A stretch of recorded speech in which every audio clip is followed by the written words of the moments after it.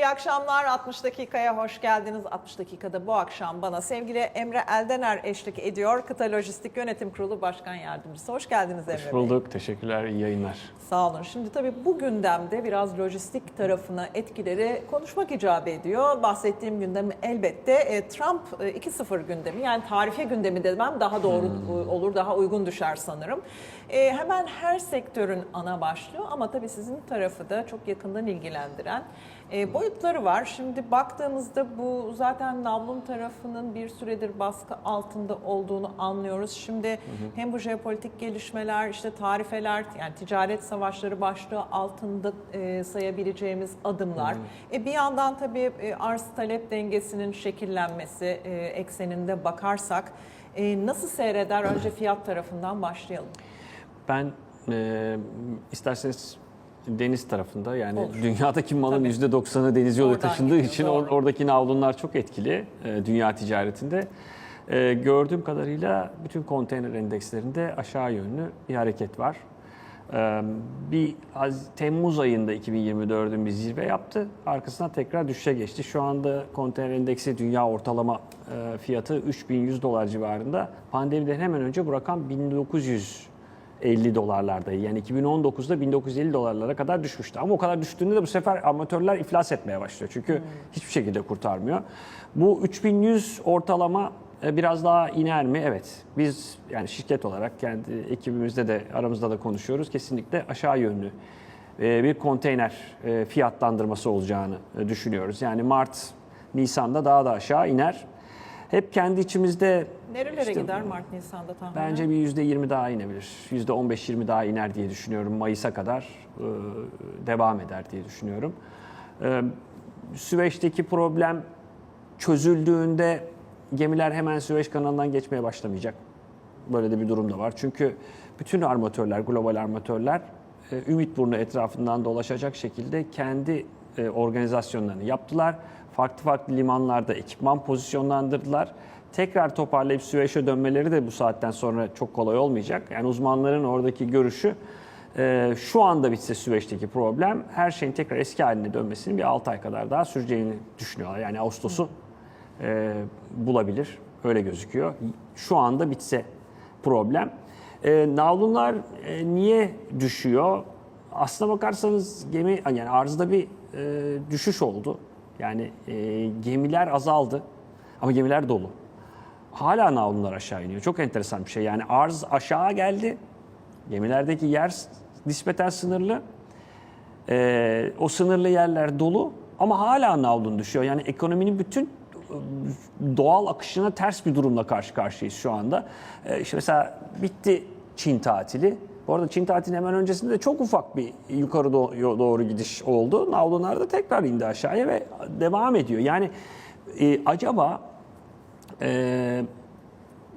bu konuyu da yani tahmin ediyorum konuşacağız ama yani dünya üzerinde belli başlı ticaretin yoğun olduğu bir takım ülkelere bir takım vergiler gelecek düşüncesiyle dünya ticareti biraz bekleyişe mi geçti diye düşünmeden edemiyoruz açıkçası. Bir takım gümrük tarifeleri devreye girdi. Özellikle Çin'le Donald Trump hiç biliyorsunuz acımadı ve vergileri devreye soktu. Şimdi Kanada ve Meksika için %25 diyordu. Onu bir ay erteledi. Evet. Çin'e %10'la başladı. 60'a gidecek mi, gitmeyecek mi, ne hızla gidecek onu daha bilmiyoruz. Bekliyoruz. Bu hesaplama, yani bu bahsettiğiniz navlun tarafındaki baskı daha ziyade Çin hesabı üzerinden mi sizce geliyor?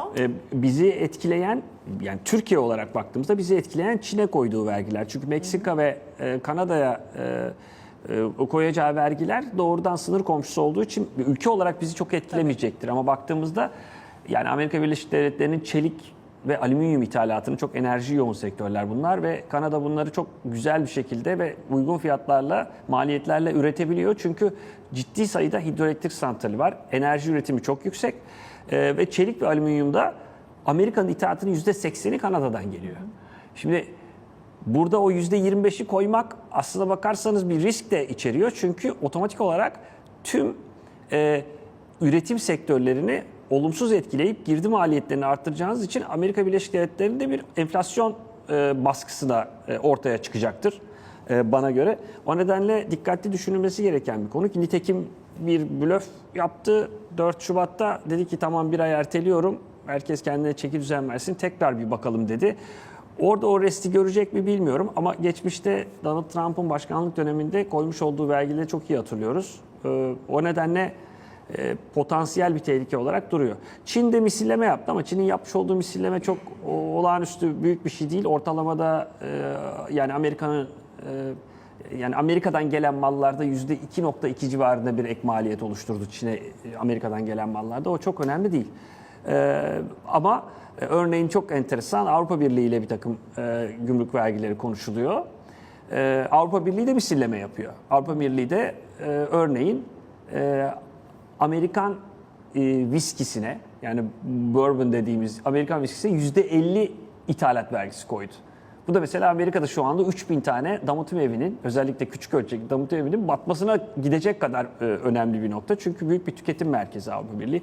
Bu nedenle böyle karşılıklı bir düelloyla ben tahmin ediyorum bir yere gelir Mart sonu Nisan başı artık ama biraz daha korumacı bir dünyaya doğru gidiyoruz. Bu da lokal üretimi destekleyecek, uluslararası ticareti bir miktar azaltacak gibi bir his var içimde. Yani o zaman bu belirsizlik iklimi devam ettikçe yani ticaret tarafının yani ticari ilişkilerin, ikili ilişkilerin, serbest ticaret anlaşmalarının ve tarifelerin nasıl şekillenip oturacağı, işleyeceği anlaşılana kadar o zaman bu tarafta fiyat baskısının devam etmesini beklediğinizi anlıyorum. Aynen öyle.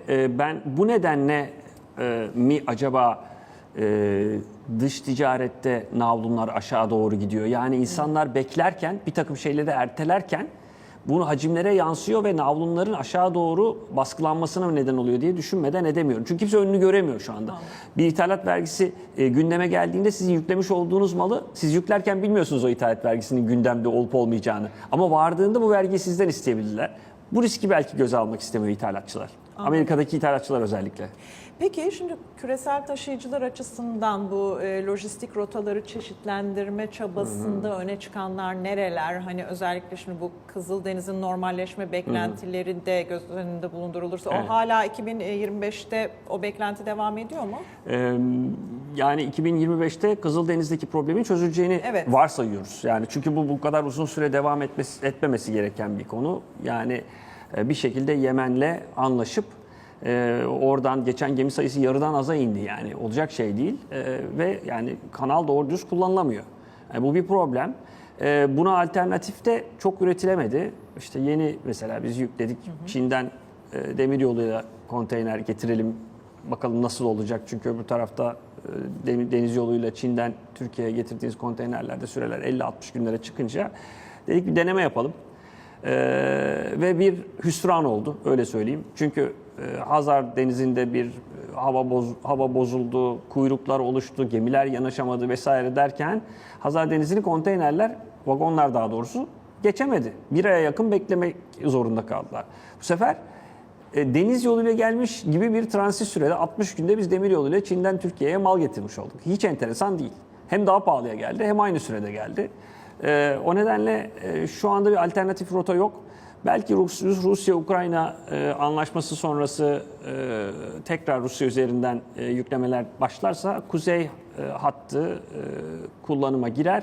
O çünkü verimli çalışan bir hat. Özellikle Çin'den Avrupa'ya taşınan mallarda oldukça hızlı çalışan verimli bir hat. Bizim tarafta maalesef Hazar Denizi geçişlerinde büyük bir problem var. Çin-Kazak sınırında beklemeler var. Aktao'dan veya Kurik limanından Bakü'ye geçişlerde maalesef feribot beklemeleri çok fazla. Oradaki feribotların kapasiteleri çok sınırlı. Ama tabii bizim gibi düşünen çok sayıda insan demiryoluna yüklendi ve orada çok ciddi kuyruklar oluştu. Denizde de hava problemleri olunca kış şartlarında gemiler yanaşamadı. Yanaşamayınca beklemeler arttı vesaire. Bu böyle bir zincirleme bir reaksiyona dönüştü. Türkiye şu anda gelişlerde Çin'den açıkçası öyle hadi hızlı getirelim dediğinizde uçak dışında çok öyle enteresan bir alternatif şu anda yaratamıyoruz. Emre Bey bu arada akşam saatlerinde gelen bir haber vardı. Ticaret Bakanlığı tarafından yayınlanan bir genelgeyle. Suriye ihracat ve Suriye transit işlemlerinde kısıtlama listelerinin kaldırıldığına dair. Şimdi tabii Suriye tarafı da önemli. Çok. O tarafın nasıl seyredeceği, işte o serbest ticaret anlaşmasının hayata geçirilmesi, karayolu kapılarının hani bir müddet 2011'den beri işlemeyen hatlarında Türkiye açısından işlemeye başlamasıyla da hani bu ortamda belki daha da kritik önemde. Ne dersiniz? Tabii ben açıkçası Suriye'deki transit imkanların Türkiye'ye büyük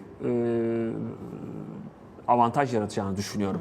Yani yalnızca Türkiye'den ihracat mallarının Suriye ve daha ötesine taşınması değil.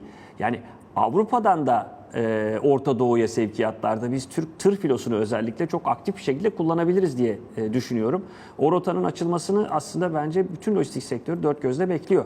Çünkü evet Suriye yeniden inşa edeceğiz vesaire ama o bir zaman alacak. Oradaki bir takım projelerin başlangıcı. Ama öte yandan hemen onun arka tarafında güneyinde Suudi Arabistan gibi devasa bir pazar var. Çok ciddi mal sattığımız bir pazar var. Katar gibi, Kuveyt gibi, Arap Emirlikleri gibi son derece zengin ve Türkiye'den mal almayı, Türk mallarını tercih eden büyük pazarlar var. Bu pazarlara karayoluyla ulaşmak özellikle bozulabilir mallarda, tavuk gibi, sebze meyve gibi, yumurta gibi mallarda bence Suriye üzerinden geçişlerde çok büyük avantaj sağlayacak. Yani yumurtayı, tavuğu şu anda uçakla gönderiyoruz. Domates uçakla gitti Katar'a, öyle söyleyeyim size. Bu olacak iş değil. Karayoluyla olsaydı hiçbir problem olmayacaktı. Çok daha uygun fiyatla ve aslına bakarsanız Türk mallarını da daha rekabetçi bir şekilde o pazarlara ulaştırma imkanı olacaktı. O günleri tabii dört gözle bekliyoruz şu anda. Bir yandan da tabii bu koşullarda, yani mevcut piyasa koşullarında lojistik tarafında anlaşmalar, sözleşmeler nasıl yapılıyor Emre Bey orada? Şöyle söyleyeyim, uzun vadeli maalesef navlun sözleşmeleri pek kolay yapılamıyor. Yani bu uzun vadeli sözleşmelere evet diyen taraf büyük risk alıyor aslına bakarsanız. Eğer ki hayır ben fiyatımı bilmek istiyorum, 2025 sonuna kadar ne ödeyeceğimi konteyner başına bilmek istiyorum diyorsa bir ithalatçı veya ihracatçı firma, bu noktada çalıştığı tedarikçinin potansiyel risklere karşı daha yüksek bir fiyata evet demesine ya göz yumacak veyahut da şu anda piyasada olan, ki ben onu size söyleyeyim, genellikle 2'şer aylık dönemler halinde tekrar ihaleye çıkarak global firmalar, büyük firmalar bu süreçlerini şu anda yönetiyorlar. Ama 2 aydan sonrasını görmek şu anda pek mümkün değil. Yalnızca varsayımlarda bulunabiliyoruz maalesef. Peki bu süreçte hani sektörün, Türkiye'deki sektörün önündeki acil kodlu başlıklar neler? Yani acil kodlu başlıklar bence bizim için en önemli konu döviz kurları. Yani o kadar büyük bir problem ki size şöyle söyleyeyim. 2019 sonundan 2024 sonuna, yani son 5 yıllık dönemde enflasyondaki artış %750. Kombine artıştan bahsediyorum. Euro bazındaki artış %550. Böyle düşündüğümüz zaman, yani enflasyon 7,5 kat artarken döviz kurları 5,5 kat arttıysa bu %36'lık bir olması gerekenden daha aşağıda bir döviz kuru anlamına geliyor. Yani 37 lirada olan euronun şu anda eğer enflasyona paralel bir şekilde son 5 yılda artmış olsaydı 50 lira olması gerekiyordu. Ve biz gerek lojistik sektörü, gelirlerinin büyük kısmı uluslararası lojistik tarafında dövizden kaynaklı olan şirketler, gerekse tüm ihracatçılar bizim gelirlerimiz döviz cinsinden olduğundan ötürü ama giderlerimiz özellikle insan kaynağı ağırlıklı çalıştığımız için TL bazlı olduğundan şu anda çok büyük bir baskı altındayız. Yani şöyle söyleyeyim, bütün şartlar aynı kalmak şartıyla lojistikçilerin bundan 5 yıl öncesine göre %33 veya nasıl söyleyeyim, her 3 yük yerine 4 yük yapıyor olmamız gerekiyor ki aynı şartları sağlayabilelim. Ekiplerimizi mutlu ve enflasyondan etkilenmeyecek şekilde elimizde tutalım. Bu büyük bir problem. Bence acil çözülmesi gereken konu döviz kurları. Çünkü ihracatçılık çok zor durumda şu anda. İhracatçılara hizmet veren bizim gibi lojistik sektörü gibi sektörlerde bundan çok ciddi şekilde payını alıyor. En önemli konu bu şu anda. Peki Emre Bey, çok teşekkür ediyorum. Katıldığınız, vakit ayırdığınız için sağ olun. Çok teşekkür ederim. Emre Eldener'in notlarıyla kısa bir araya gidelim. Aranın ardından 60 dakika devam edecek.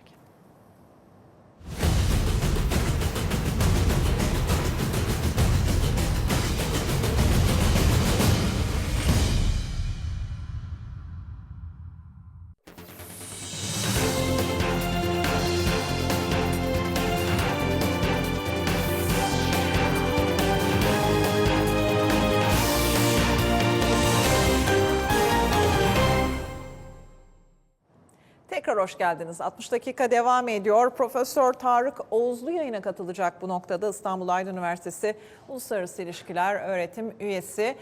Hoş geldiniz Tarık Bey. İyi akşamlar.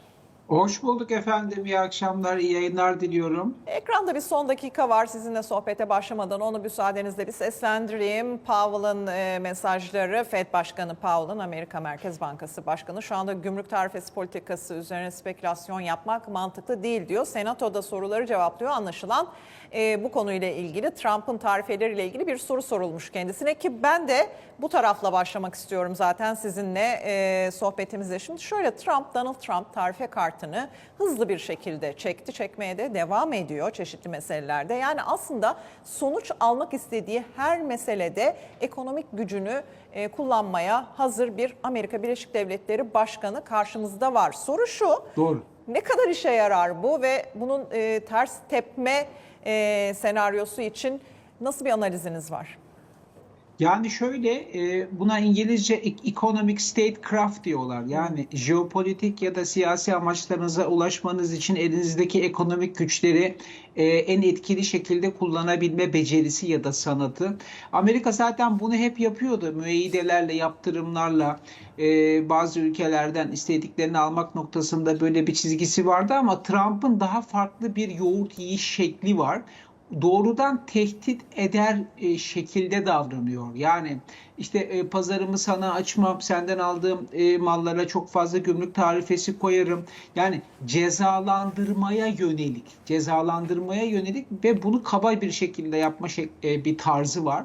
Bu kısa vadede zannediyorum işe yarıyormuş gibi gözüküyor. Çünkü birçok ülke bugünlerde Trump'ın ayağına basmak istemiyor. Bundan kaçınıyorlar. Çünkü Amerika ile ikili düzeyde baş başa kaldıklarında Amerika'nın bileğini bükme şansları bunların yok. Yani pazarlık gücü Amerika'dan yana, bu çok açık ve net. Ama orta ve uzun vadede Amerika için kötü bir senaryo bu. Niye? Çünkü çok fazla ülkeyi küstürürse, çok fazla ülkeyi gücendirirse bu ülkeler arasında bir ortaklaşma, bir eşgüdümleşme, Amerika'ya karşı birlikte hareket etme refleksi de doğal olarak ortaya çıkacaktır. Artı Çin gibi çok önemli bir küresel rakip Amerika Birleşik Devletleri açısından bunu kendisi bağlamında avantajına dönüştürecektir. Yani Çin de pekala şu mesajı verecektir birçok ülkeye. İşte Amerika ile takılırsanız başınıza bunlar gelir. İşte Amerika çok kaba güçten anlayan bir ülkedir. Küreselleşmeye, serbest ticarete inanmayan bir ülkedir. Açık pazar ekonomisine inanmayan bir ülkedir. Yani bu senaryo üzerinden bunların kalbini kazanmaya çalışacak. Kendisinin daha çekici, daha sürdürülebilir, daha güven odaklı bir ekonomik işbirliği modeli sunduğunu anlatacak. Böyle bir sonucu da olabilir. Bu şey için de önemli. Yani Amerika'nın geleneksel müttefikleri açısından da dikkatle takip edilen bir süreç. Yani Avrupa Birliği üyesi ülkeler tedirgin ve gergin. Kanada gibi Amerika'nın kuzey komşusu bir ülke. Yani inanılmaz tedirgin ve gergin. İki ülke ekonomisi arasında